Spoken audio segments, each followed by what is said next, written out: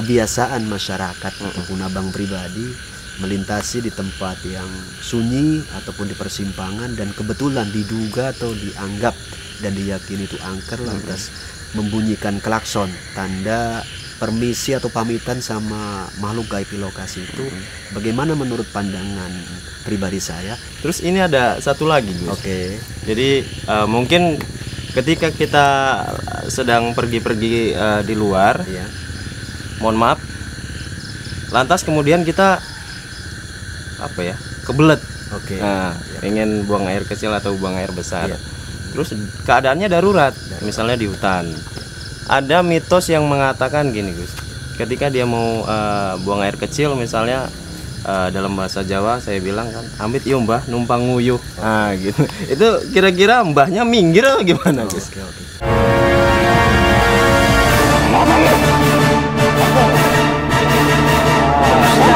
Dosa yang paling besar dan akan sangat bahaya bila musyrik terbawa mati.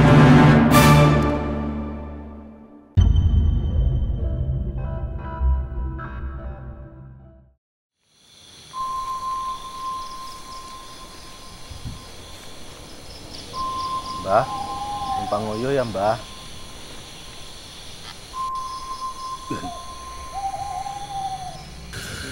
Assalamualaikum warahmatullahi wabarakatuh, pemirsa Kelana Masa dimanapun Anda berada. Malam hari ini saya bersama Gus Iman kembali menyapa Anda. Pemirsa Kelana Masa, malam hari ini saya akan berbicara santai atau berbincang-bincang santai bersama Gus Iman tentang membahas beberapa mitos yang sering saya alami atau dialami beberapa orang di luar sana. Assalamualaikum, Gus. Waalaikumsalam warahmatullahi. Gini, Gus, saya mau bertanya, mungkin ini nanti bisa bermanfaat buat pemirsa di rumah atau buat saya pribadi atau buat banyak orang di luar sana. Begini, Gus, kebetulan saya di lingkungan kerja bersama sopir. Nah, ada hal yang menarik ketika saya bersama sopir-sopir ini entah mitos atau memang benar adanya ketika sopir-sopir ini melintasi jalanan, kemudian bertepatan di persimpangan yang sepi orang, yang dianggap mereka angker, mereka membunyikan klakson. Nah, entah maksudnya apa, tapi ketika saya tanya, kenapa bunyikan klakson gitu? Ya barangkali aja ada makhluk-makhluk halus yang melintasi, kita bunyikan klakson, itu sebagai tanda bahwa kita meminta izin untuk lewat. Nah, apakah itu benar menurut pandangan Gus Iman? Kira-kira bisa dijelaskan, Gus? Sebelumnya, Assalamualaikum warahmatullahi wabarakatuh. Waalaikumsalam. Bismillah, alhamdulillah, subhanallah, alhamdulillah, wala ilaha illallah, wallahu akbar, amma ba'du. Sahabat Kelana Masa dimanapun Anda berada, semoga kita semua senantiasa dalam lindungan Allah subhanahu wa ta'ala, amin. Amin. Terkait tentang apa tadi yang dipertanyakan tentang kebiasaan masyarakat ataupun abang pribadi melintasi di tempat yang sunyi ataupun di persimpangan, dan kebetulan diduga atau dianggap dan diyakini itu angker, lantas membunyikan klakson tanda permisi atau pamitan sama makhluk gaib di lokasi itu. Bagaimana menurut pandangan pribadi saya? Saya akan menggunakan sudut pandangan agama Islam yang saya pahami sesuai kadar yang saya miliki tentunya. Ya. Tapi sebelumnya bukan bertujuan untuk menyinggung pihak manapun ya sahabat. Ya. Begini, menurut yang saya pahami berdasarkan pandangan ajaran agama Islam, ya, tentunya itu tidak sepenuhnya benar, ya, tidak sepenuhnya benar. Kenapa seperti itu? Karena sebetulnya saat kita melintas di tempat yang angker, lantas kita punya inisiatif membunyikan klakson tanda pamit, itu justru makhluk gaib di lokasi itu merasa lebih eksis. Merasa lebih eksis. Perkara dia mau ganggu atau enggak itu nanti, ya, ceritanya belakangan. Mereka merasa dihargai, sanjung-sanjung malahan efeknya. Nanti lagi kesempatan bisa kita buktikan. Oh, jadi ketika kita membunyikan klakson, mereka ngerasa bangga gitu lah. Merasa bangga bahwa dia dianggap mungkin kalau bisa dibilang lebih tinggi derajatnya dibanding kita. Perasaan mereka seperti itu. Jadi terbaiknya bagaimana? Menurut saya ya silakan bagi yang punya prinsip seperti itu. Cuma menurut pribadi saya tentunya alangkah lebih baiknya sebelum kita bepergian berdoa, mohon perlindungan kepada Allah. Dan kalau bisa dalam perjalanan, walaupun kita banyak ngobrol, berusahalah untuk zikir sebisa mungkin ya. Kalaupun tak bisa, mungkin di tempat yang tadi dimaksudkan, di persimpangan, tempat sunyi yang diduga angker, lebih bagus kita itu tetap berzikir saja. Berzikir ya. Ya. Insya Allah Allah itu melindungi. Jadi kalau menurut Islam sebetulnya ketika kita mau berpergian, berdoa dari rumah itu sudah cukup sebetulnya. Sebetulnya sudah cukup.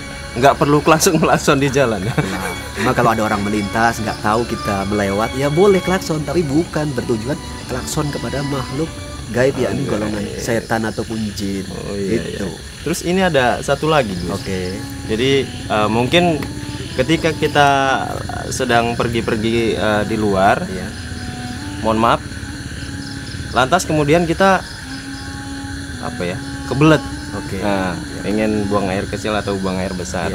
Terus keadaannya darurat, misalnya di hutan. Ada mitos yang mengatakan gini, Gus. Ketika dia mau buang air kecil, misalnya dalam bahasa Jawa saya bilang kan, amit yo mbah numpang nguyuh. Nah, gitu. Itu kira-kira mbahnya minggir atau gimana, Gus? Kebiasaan seperti itu pun kalau menurut saya baiknya dirubah. Dirubah. Janganlah kita pamitan seperti itu. Tapi lagi-lagi bagi yang masih yakin seperti itu ya silakan. Cuma menurut pendapat saya janganlah seperti itu. Memang saat kita bepergian kondisi darurat, mungkin seperti yang dimaksudkan, kita mau buang air kecil yang besar ya. Begini, perlu kita pahami dulu di mana saja letak-letak rumah bangsa jin. Terus kita pahami dulu ya. Contohnya rumah bangsa jin salah satunya itu lobang-lobang. Jadi saat kita kencing di tempat umum, janganlah kita mengencingi lubang. Ya. Kedua, kita harus bisa tetap istiqomah dalam berzikir sebelum melakukan itu. Jadi pamitannya itu bagaimana caranya? Ya pokoknya doa, mohon perlindungan kepada Allah. Walaupun tidak ke WC, kan ada doa mau buang hajat. Ya, yang sederhana seperti contohnya, Allahumma inni a'udzubika minal hubusi wal khaba'is. Jadi itu doa untuk buang hajat ya, baik itu kencing ataupun yang lain. Jadi bukan semata-mata hanya doa saat mau masuk WC. Jadi untuk kita orang muslim, Gus, amit yombah tadi bisa diganti sama bukan diganti, memang yang itu yang utama, Gus ya, doa buang hajat. Doa buang hajat ya. Jadi karena banyak yang bilang kalau misalnya nggak bilang gitu nanti kencing sembarangan kesambet entah apa gitu. Mudah-mudahan tidak. Yakinlah kepada Allah, kita mohon kepada Allah dengan cara berdoa sebelum berbuat apapun, insya Allah Allah menjaga. Jadi lagi-lagi yang perlu kita benahi yakni mindset kita dulu lah. Ya, mindset kita perbaiki. Mudah-mudahan itu nggak terjadi. Karena juga gini, Gus, ada yang bilang bahwa bangsa jin kan sudah lebih dulu diciptakan dari bangsa manusia misalnya.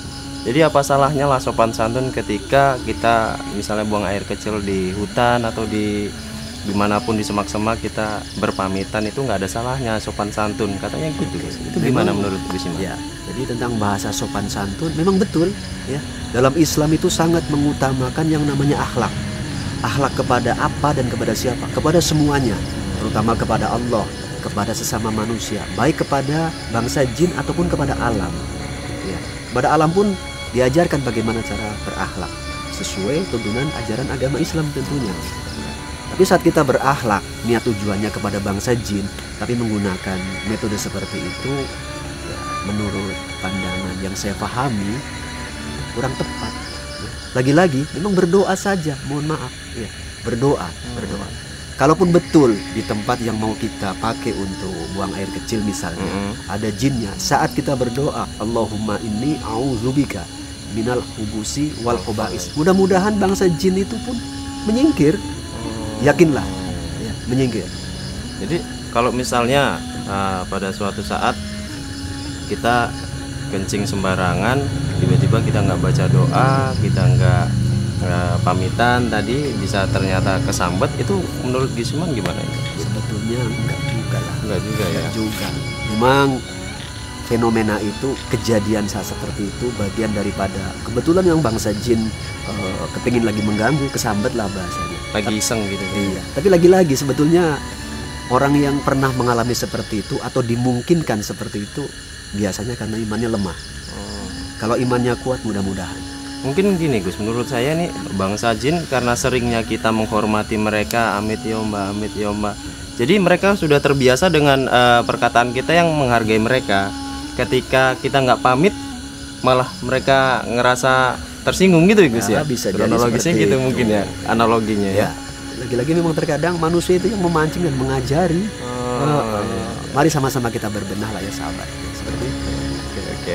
Jadi mungkin segitu aja Gus pertanyaan saya kali ini. Mungkin ini pertanyaan ini didasari dengan rasa ketidaktahuan saya dan mungkin dengan kejadian-kejadian yang saya alami di luar sana gitu. Jadi saya tanyakan sama Gus Iman, barangkali bisa menjadi bahan pembelajaran buat teman-teman penonton Kelana Masa. Oke. Gitu ya. Semoga saja obrolan ini bermanfaat untuk kita semua. Amin amin. amin. Tanpa terkecuali saya pun manusia dan terkadang suka bepergian.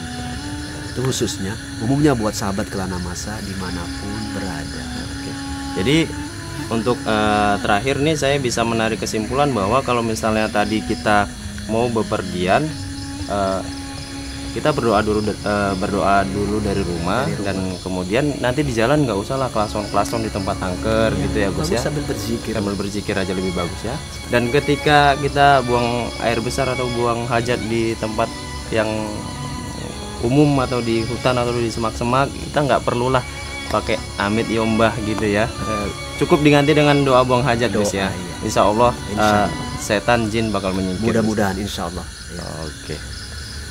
Jadi segitu aja pemirsa Kelana Masa dimanapun Anda berada, obrolan saya kali ini bersama Gus Iman. Semoga obrolan kali ini bisa menjadi bahan pembelajaran buat kawan-kawan di rumah, oke, ataupun di mana saja Anda berada. Oke, cukup sekian video dari kami kali ini. Jangan lupa like, komen, dan share video ini kalau misalnya teman-teman ngerasa video ini bermanfaat. Dan jangan lupa juga subscribe channel YouTube ini dan klik tombol loncengnya supaya teman-teman bisa mendapatkan notifikasi secara otomatis kalau misalnya Kelana Masa upload video terbarunya. Akhirnya saya Dimon pamit dan Gus Iman mohon pamit. Assalamualaikum warahmatullahi wabarakatuh.